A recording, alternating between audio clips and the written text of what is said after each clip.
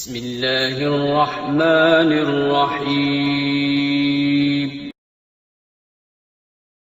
حضرت حذیفہ رضی اللہ تعالیٰ عنہ سے روایت ہے کہ رسول اللہ صلی اللہ علیہ وسلم نے فرمایا النساء حبائل الشیطان، کہ عورتیں شیطان کی رسیاں ہیں، عورتیں شیطان کا جال ہیں۔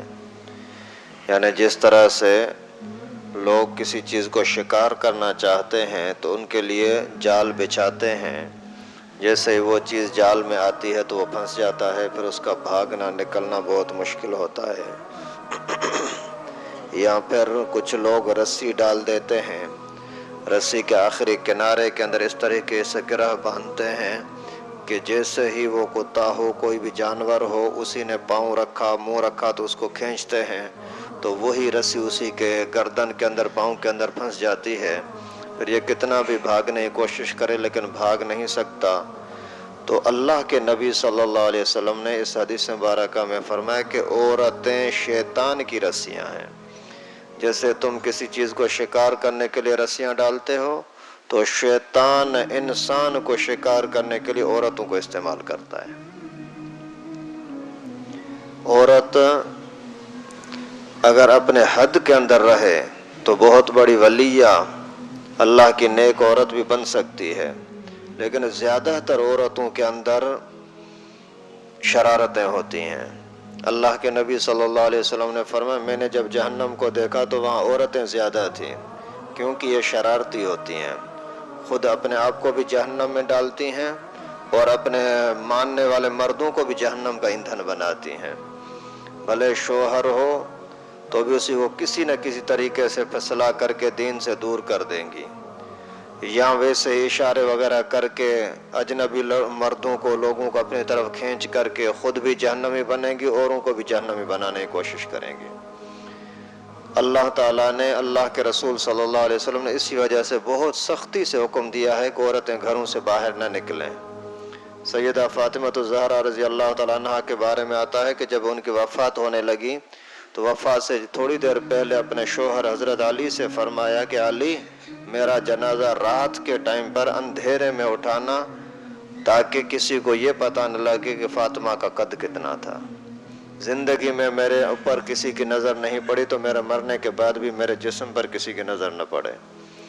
اور آج کل ہم مسلمانوں نے کیا کیا ہے، کتنا عورتوں کو آوارہ کر دیا ہے، ذرا ذرا سی چیز کے لیے وہ گھر سے باہر نکل رہی ہیں، ناچ رہی ہیں۔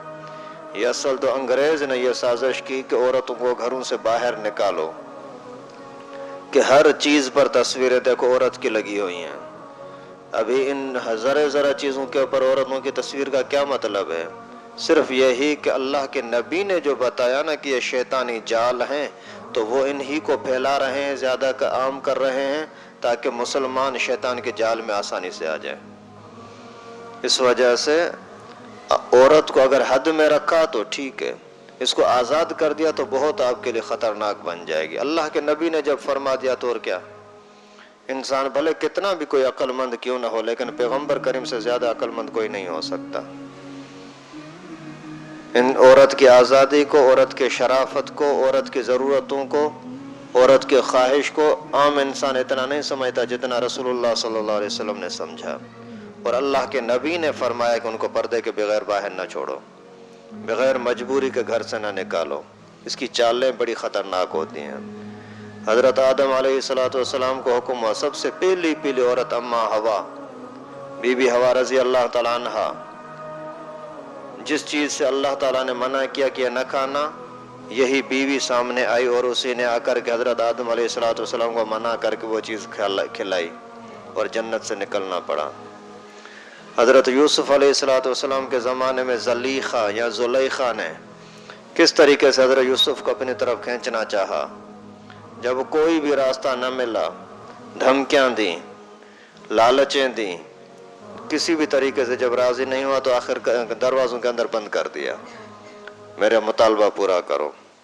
پھر بھی جب نہ مانے اور باہر نکلے ہیں، قمیص پھٹ گئی ہے، لیکن اس کے باوجود جیسے باہر آ گئے لوگوں نے دیکھ لیا تو پھر کہتی ہے کہ یہ مجھے تنگ کر رہا تھا۔ عورتیں ایسی خطرناک ہوتی ہیں۔ حضرت صالح علیہ السلام کی قوم پر جو عذاب آیا وہ بھی عورتوں ہی کی وجہ سے. ایک آدمی تھا قزار، وہ کسی عورت پر عاشق ہوا. اسی عورت کی ماں نے بولا کہ یہ جو صالح علیہ السلام کی اونٹنی ہے نا، اس کی رگوں کو کاٹ دے، اس کو مار دے، تو پھر میں یہ لڑکی تیرے حوالے کروں گی.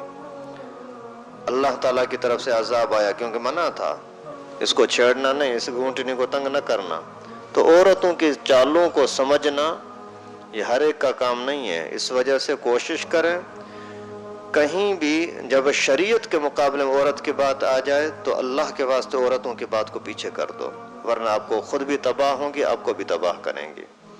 جیسے آج کل یہ فنکشن وغیرہ ہوتے ہیں، مرد بیچارہ نمازی ہے، شریف ہے، نیک آدمی ہے، نہیں چاہتا کہ میں اپنے گھر کے اندر لعنت برساؤں، لیکن عورتیں نہیں مانتی.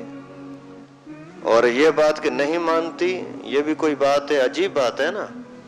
پیسہ تیرا جا رہا ہے، دعوتیں تو دے رہا ہے، اور سارا کچھ بکنگ کرنے کے لیے تو جاتا ہے، پھر بولتا ہے عورتیں کر رہی ہیں. یہ عورتیں نہیں کر رہی، تو ان کا چمچہ بن گیا ہے. ورنہ جب تک تو راضی نہ ہو تو عورتیں کیا کر سکتی ہیں. تو عورتوں کے چالوں کو سمجھو. اللہ کے نبی صلی اللہ علیہ وسلم کا فرمان ہے لا طاعت لمخلوق فی معصیۃ الخالق. کسی بھی انسان کی تابعداری کرتے ہوئے اللہ کو ناراض نہ کرو ورنہ تباہ ہو جاؤ گے. عورتیں شادی کے دن سے ہی یہ شرارت کریں گے کسی طرح سے میں اس کو اپنا غلام بنا دوں، اور پھر غلام کی خود بیوی بننے کو پسند کرتی ہے. حالانکہ اللہ تعالیٰ نے اس کے لیے اختیار دیا ہے الرجال قوامون علی النساء، مرد پاور والے ہیں. یہ بولتی ہیں نہیں میں پاور والی بنوں. اور یہ قیامت کی نشانی ہے کہ لوگ بیویوں کے تابع دار بنیں گے. حد کے اندر پیار محبت کے ساتھ رہنا کوئی بری بات نہیں ہے، ایک دوسرے کے حق ادا کریں، لیکن اس کے غلام بن جانا، جیسے ادھر کیا جیسے وہ کھینچے تم جاتے رہو، یہ ہے غلامی. کبھی کبھار تانے دے گی، تو کیا لاتا ہے، وہ تو محلے کا عورت ہے، اس کو تو بہت خوشی ہے، روزانہ اتنا کچھ کھاتی ہے پیتی ہے، یہ وہ. اگر آپ اس کے تانے میں آ گئے تو ٹھیک، اگر تانے میں نہیں آئے نا پھر دوسری چال چلے گی، میں نکل جاؤں گی، دھمکی دے گی آپ کو. پھر دھمکی کے اندر آپ اگر اس کے غلام بن گئے تو ٹھیک، اگر نہیں تو پھر روئے گی آنسو بہا کر کے، ہر طرح سے زور لگائے گی کہ تم اس کے غلام بن جاؤ. حد کے اندر رہو، اس کے حق ادا کرو. اس نے ماں باپ کو چھوڑ کر کے آپ کے گھر کو بسایا، اس کے حق ضرور ہیں، لیکن اتنا بھی نہیں کہ آپ اس کی وجہ سے اللہ کو ناراض کر بیٹھو، اللہ کے نبی کے فرمان کو ٹھکرا بیٹھو. ایسا کبھی بھی نہ کرنا. ٹی وی لینی ہے، ساز گانے گھر میں چلانے ہیں، بے پردگی والے کپڑے لانے ہیں، بیوٹی پارلر میں لڑکیوں کو جانا ہے. یہ ساری چیزیں ایسی ہیں جن سے اللہ تعالیٰ نے، اللہ کے رسول نے منع کیا ہے. ایسی چیزوں میں عورتوں کی کبھی بھی تابعداری نہ کریں.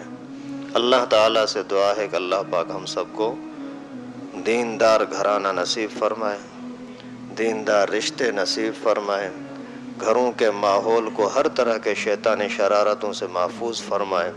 وآخر دعوانا ان الحمدللہ. لائک کریں ہماری ویڈیو کو، سبسکرائب کریں اور ساتھ میں بیل آئیکن کو دبانا نہ بھولیں.